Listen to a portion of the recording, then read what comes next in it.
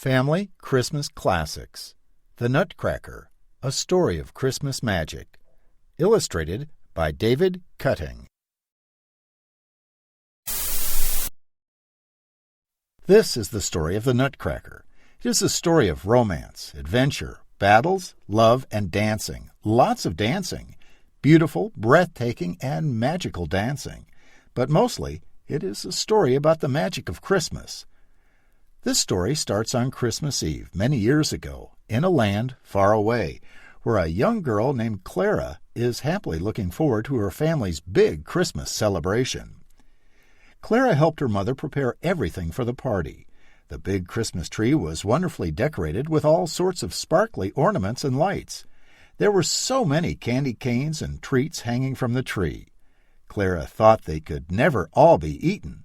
Clara and her mother made a feast of their favorite Christmas foods for everyone to eat. There was a roaring fire in the fireplace, and Christmas music could be heard throughout the house. Clara was happy. She loved parties and she loved Christmas, and today there were both. Clara was so happy that she even felt happy to be playing with her little brother Fritz and his toy soldiers.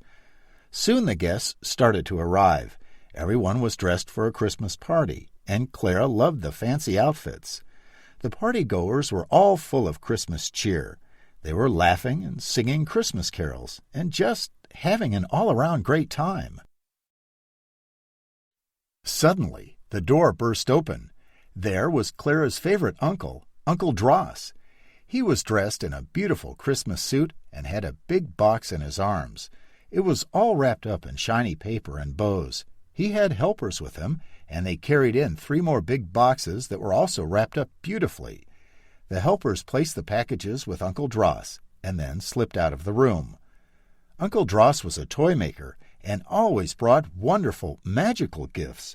All the kids were so excited to see what Uncle Dross had brought. They were clapping and jumping up and down.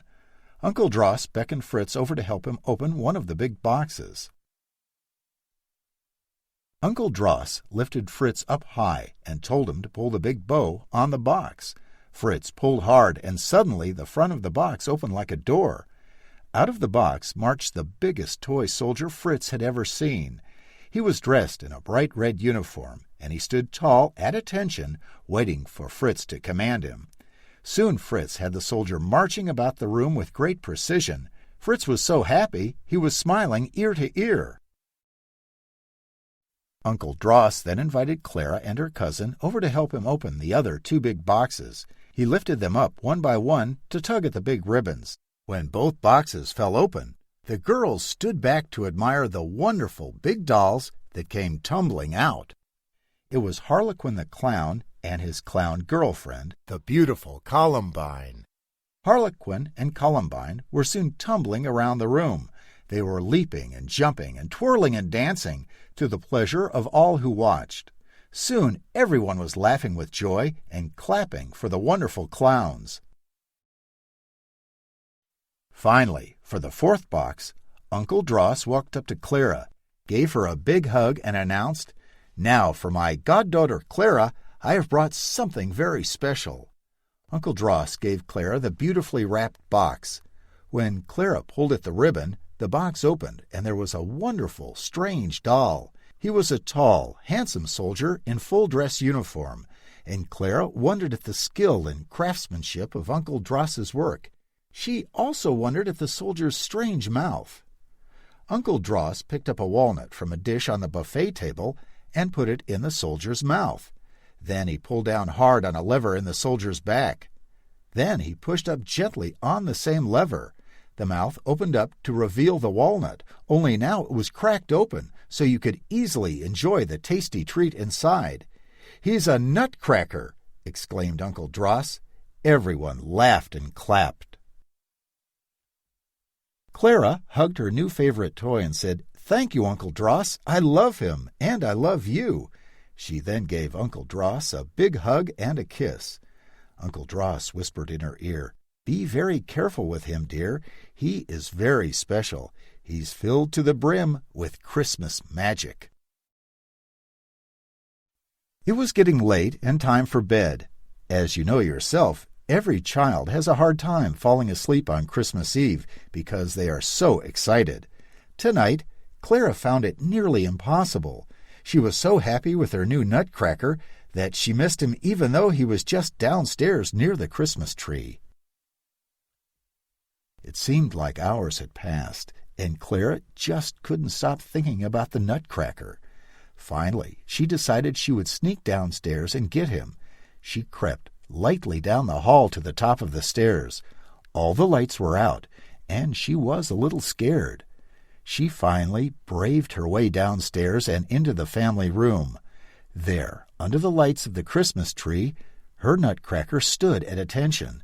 She picked him up, carried him to the couch, and snuggled him into her arms. Quick as a blink, she was sound asleep. Clara awoke with a start. It was still night, still dark outside, and she was alone in the room. At least she thought she was alone. But then something caught her eye. The toys were moving. The soldiers were marching, led by the Nutcracker. The clowns were dancing about the room. Everything was alive. Even more shocking to her, Clara realized she was the same size as the toys. It was like she was one of them. Suddenly she jumped. She couldn't believe what she saw sneaking up under the tree. It was the Mouse King, dressed in all his kingly attire, holding a sword and leading a mouse army. They were sneaking up on the toy soldiers and were about to attack without warning. Clara yelled in fear for the toy soldiers, alerting them to their imminent danger. The mouse army charged forward, led by the Mouse King. The Nutcracker rallied his troops and led a charge right back. It was a fierce battle, and for a while it seemed the mouse army might prevail, but the valiant Nutcracker led his toy soldiers with skill. The toy soldiers fought hard, eventually gaining the upper hand and pushing the mouse army back. The Nutcracker found he was locked in a sword fight with the Mouse King, and the two battled fiercely. Clara was filled with concern for her beautiful Nutcracker and was so upset that she pulled off her slipper and threw it at the Mouse King. Her slipper bounced off the Mouse King's crown and distracted him just enough for the Nutcracker to gain the advantage and defeat the Mouse King. When all the other mice saw their fallen king, they ran off in fear, carrying the Mouse King with them. Clara was so excited, she ran to the Nutcracker and threw her arms around him. Then she suddenly stepped back and looked again in stunned amazement. Somehow, the Nutcracker had become a handsome young prince, and Clara had turned into a beautiful princess in a beautiful gown. The Nutcracker prince bowed low before her and kissed her hand, asking her, "Dear Princess Clara, would you accompany me to my magical land and come visit my marzipan castle?" Princess Clara smiled and responded, "I would love to, my Nutcracker prince." As Princess Clara turned and looked, she realized they were now in a beautiful world of ice and snow, with soft, giant snowflakes falling down around them. The Nutcracker prince led Princess Clara to his boat, and they sailed down a river of honey. The ice and snow melted away behind them as they traveled to the land of sweets and treats. After a beautiful sail through this magical land, Princess Clara and the Nutcracker Prince came to a marzipan castle. At the castle, they were greeted by the Sugar Plum Fairy and all her ladies-in-waiting. Princess Clara was in awe. The castle was beautiful, the Sugar Plum Fairy was most beautiful, and the Nutcracker Prince was obviously the prince of all this magical land. The Sugar Plum Fairy invited them to sit on a magnificent throne and enjoy a feast of the best that the land of sweets and treats had to offer. There was to be a celebration dance in their honor. The first to dance were the Hot Chocolates. Their outfits were swirling dark chocolate and fluffy whipped cream with marshmallow decorations. They danced the dance of Spanish fandango dancers, with twirling fun and splashes of sweetness. Princess Clara clapped with joy. Next to dance were the mysterious and dark Arabian coffees. mystical and magical. They moved with a graceful elegance. Princess Clara was entranced by the beauty of their dance and almost cried when their dance ended. Then the Chinese tea dancers came out and performed the happy and playful ritual of their Eastern dance. They twirled, high-stepped, and seemed to enjoy dancing so much that Princess Clara felt like jumping up and dancing right along. By the time they had finished, Princess Clara was exhausted just from dancing along in her mind.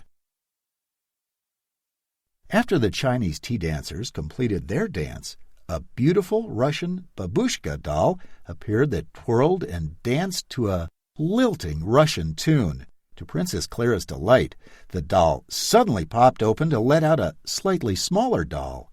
The two dolls danced for a moment when, pop, the new smaller doll popped open to let out a slightly smaller doll.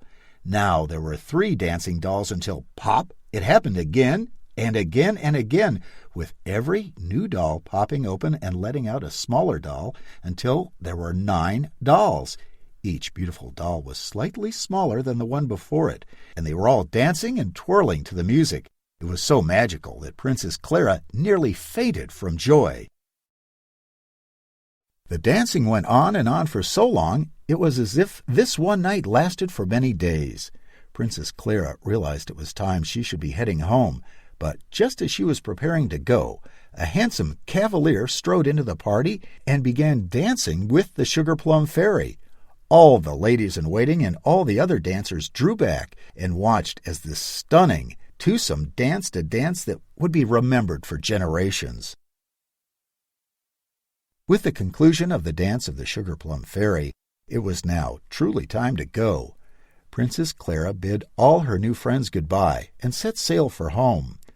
As Princess Clara and her Nutcracker prince sailed away from the land of sweets and treats, she was both sad to leave and filled with joy for having visited. As the boat gently rocked, she found herself drifting off into the memories of her magical evening. When Clara woke, it was Christmas morning. She was back on her couch. Her Nutcracker was back at attention under the Christmas tree. Everything was as it had been the night before. It was all a dream, she thought, but was it? As Clara sat up on the couch and looked closer at her Nutcracker, he seemed to be smiling. But was he? She wasn't sure. She wasn't sure until she reached into the pocket of her nightgown and found a handful of delicious sweets and treats. The end.